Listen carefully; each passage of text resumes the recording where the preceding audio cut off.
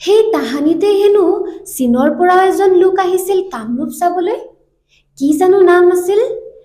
হি হি চীনা পৰিব্ৰাজক Hiuen Tsang.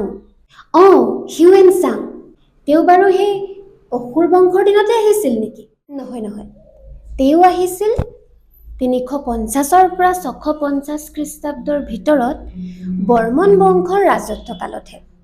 ক'ব গ'লে ৫৯৪ খ্ৰীষ্টাব্দতে ভাস্কৰ বৰ্মন সিংহাসনত বহে আৰু সিংহাসনত বহিয়ে তেওঁ নতুন চন ভাস্কৰাব্দ বা কামৰূপী চনৰ প্ৰৱৰ্তন কৰে আৰু তেওঁৰ দিনতেই হিউৱেন চাং কামৰূপলৈ আহে। তেওঁ কি অকল অসম ফুৰিবলৈ আহিছিল নে কিবা গোপনীয় কাম আছিল তেওঁৰ?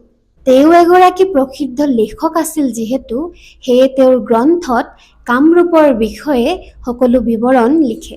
এতিয়া কোৱাচোন হিউৱেন চাঙৰ সেই গ্ৰন্থখনৰ নামনো কি? আৰু এটা প্ৰশ্ন আছে, সেয়া হ'ল বৰ্মন বংশৰ প্ৰথমজন ৰজাৰ নামনো কি আছিল?